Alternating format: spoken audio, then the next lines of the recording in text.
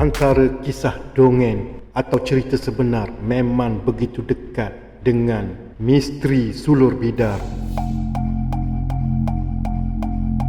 Bercerita tentang Tasik Kenyer, Tasik Banding dan Tasik Chini, maka misteri cerita Sulur Bidar begitu dekat dengan orang-orang yang sentiasa berada di sekitar Tasik.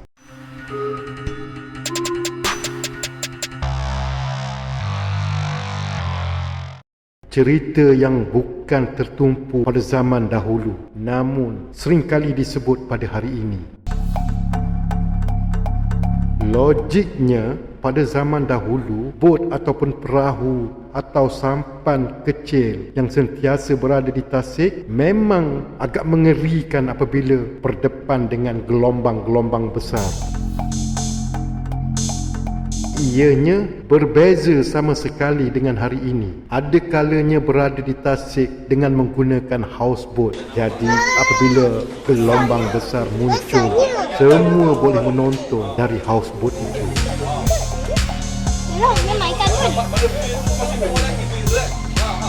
Kecanggihan telefon bimbit sempat merakam kejadian-kejadian aneh yang hampir disamakan dengan kehadiran Sulur Bidar. Besarnya ikan besar. Ikan apa ni? Oh, ni naik tu. Naik sampah tu tengok. Tengah tu kali lain kan. Menurut cerita orang yang begitu dekat kehidupannya dengan sungai, dengan Tasik, menyatakan Sulur Bidar ini adalah makhluk yang berbentuk sehelai kain putih dan mempunyai banyak kaki seperti seekor ulat gonggong.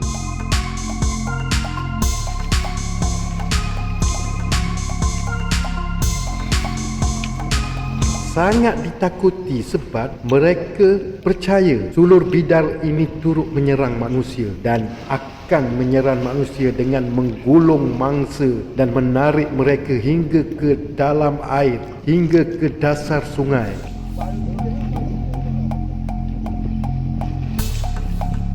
Ada cerita yang menyatakan seterusnya Sulur Bidar ini akan memotong bahagian badan manusia itu. Sangat ni. Jahat.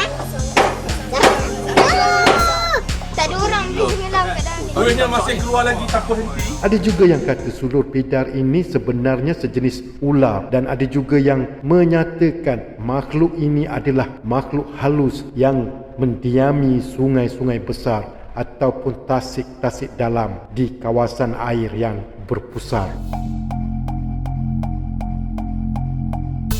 Kedatangan makhluk ini cukup mudah dikesan melalui buih-buih dan pusaran-pusaran air yang muncul secara tiba-tiba bersama dengan segala ranting-ranting kayu dan daun-daun yang berada di dasar tasik timbul ke permukaan air.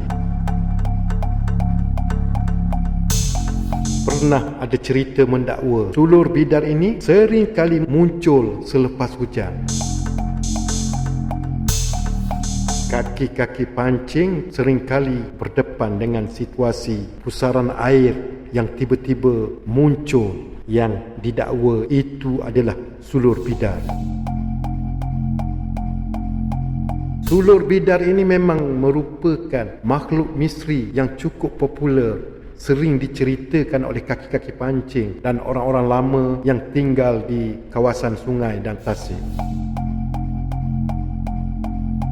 Yang lebih menarik, cerita tentang Sulur Bidar ini ada di seluruh negara, di seluruh Malaysia, termasuk cerita Sulur Bidar yang timbul di Sabah dan Sarawak. Sesetengahnya menyebut Sulur Bidar ini dikenali sebagai hantu balung bidai. Sifat fizikal Sulur Bidar memang tertumpu kepada bentuk fizikal yang cukup aneh, iaitu berbentuk sehelai permaidani atau kain putih. Selain itu, terdapat 4 kepala di setiap penjuru permaidani itu. Sulur Bidar dikatakan akan menggulung mangsa lalu menariknya hingga ke dasar sungai ataupun dasar tasik selama beberapa hari.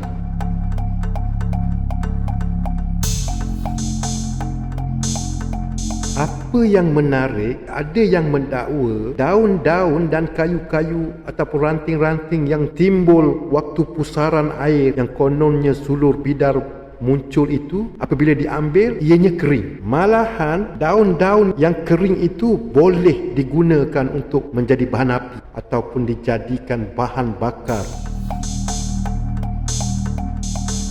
Orang-orang tua selalu berpesan, sekiranya terserempak dengan sulur bidar, launkan azam sekuat-kuatnya untuk menghindarkan diri dari serangan makhluk jahat itu.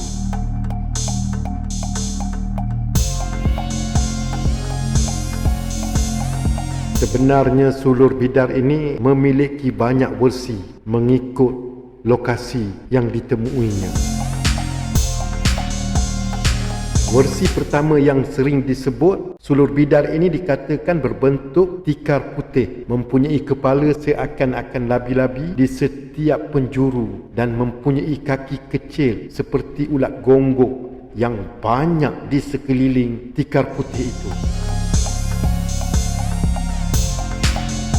Versi kedua pula menyebut, sesetengah berpendapat sulur bidar merupakan haiwan seperti ular besar yang menjalar di atas air, dan ada juga mengatakan ianya mempunyai kepala yang bulat serta rambut dipenuhi dengan ular berbisa. Maksudnya rambut sulur bidar ini merupakan ular-ular yang banyak.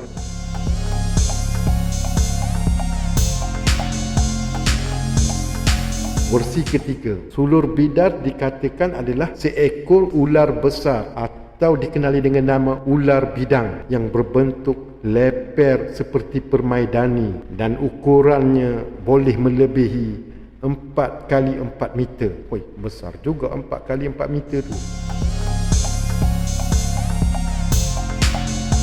Versi keempat menyebut sulur bidar yang ditemui kelihatan seperti minyak beku yang terapung di permukaan air, yang dapat melemaskan mangsa serta mampu memasuki lubang bot untuk menangkap mangsa. Maksudnya sulur bidar versi keempat ini mampu memerangkap bot yang lalu di atasnya.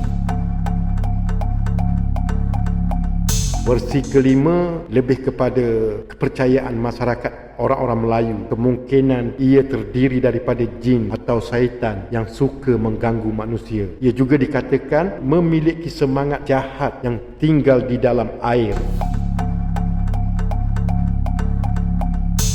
Semangat jahat inilah yang menyerupai tikar mengkuang yang hanyut di permukaan air, menangkap mangsa serta merta menggulung mangsa untuk melemaskan mangsa tersebut. Versi keenam lebih kepada masyarakat Sunda yang menggelar sulur bidar sebagai lelet sama. Lelet yang bermaksud menggulung, manakala sama bermaksud tikar. Jadi versi-versi yang disebut itu memiliki kesamaan tentang kepercayaan kepada sulur bidar. Kepercayaan masyarakat Sunda mengatakan lelet samat bermula apabila tikar bekas alas memandikan jenazah telah dibuang ke dalam sungai yang kemudiannya diserap oleh makhluk halus penunggu sungai. Itu kepercayaan masyarakat Sunda.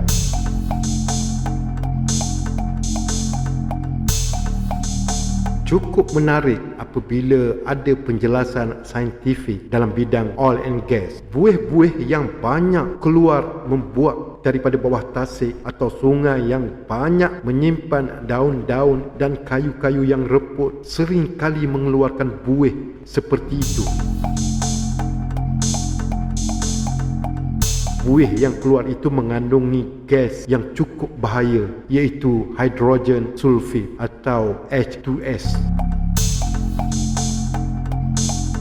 Gas ini sebenarnya sangat bahaya dan boleh membawa kepada kematian jika berada berdekatan dengan gas yang keluar membuat-buat itu. Bau gas hidrogen sulfid ini sangat busuk seperti bau telur ayam lama yang pecah.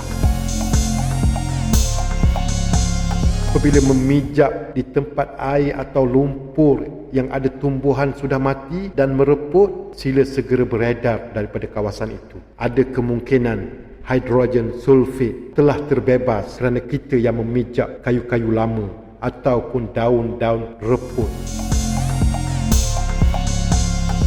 Sifat gas ini sendiri lebih berat daripada oksigen. Jika kita berada di kawasan berkenaan, segera kena larikan diri ke bahagian atas. Kerana sifat gas ini yang berat, dia hanya berkumpul di bahagian bawah itu sahaja. Dan kita yang berada di lokasi tersebut sempat untuk dapatkan oksigen apabila berada di kawasan yang lebih tinggi, sehingga hilang bau busuk seperti telur ayam lama yang pecah itu.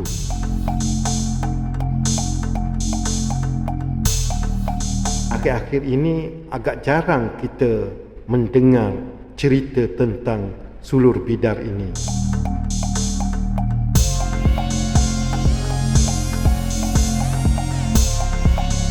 Sekian untuk topik kali ini. Jangan lupa bantu kami dengan subscribe anda. Sekian, terima kasih.